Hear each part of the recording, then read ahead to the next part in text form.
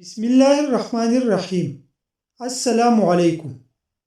اگر راستہ خوبصورت ہے تو معلوم کرو کہ کس منزل کو جاتا ہے، لیکن اگر منزل خوبصورت ہو تو راستے کی پرواہ نہ کرو۔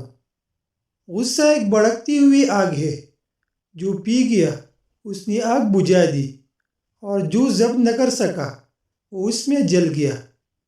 والدین کبھی غلط نہیں ہوتی، اور اگر ان کے فیصلے غلط ہو بھی جائے تو ان کی نیت صاف ہوتی ہے، اور انہی کی دعا سے تقدیر بدل جاتی ہے۔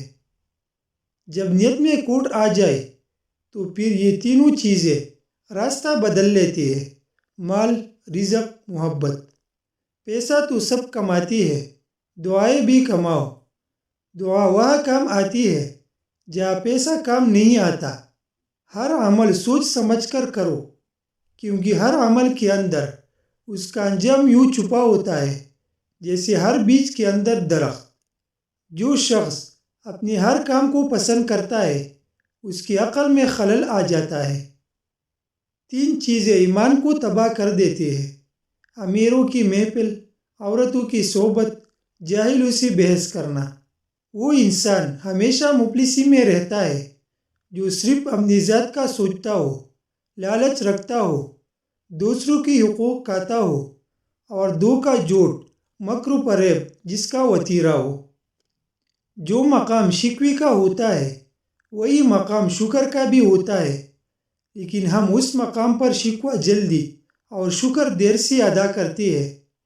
ہر حال میں ہم الحمدللہ کہنے کی عادت اپنائیں۔ لفظ انسان کی غلام ہوتی ہے، صرف بولنے سے پہلے تک۔ بولنے کے بعد انسان اپنے الفاظ کا غلام بن جاتا ہے۔ ساری دنیا کی ساری لوگ تجھے اپنے فائدے کے لیے چاہتی ہے، صرف تیرا رب تجھے تیرے فائدے کے لیے چاہتا ہے۔ زیادہ مت سوچے، بلکہ زیادہ سے زیادہ استغفار کرے، کیونکہ استغفار کی بدولت اللہ وہ بند دروازے کھول لیتا ہے جو سوچتے رہنے سے کبھی نہیں کھولتے۔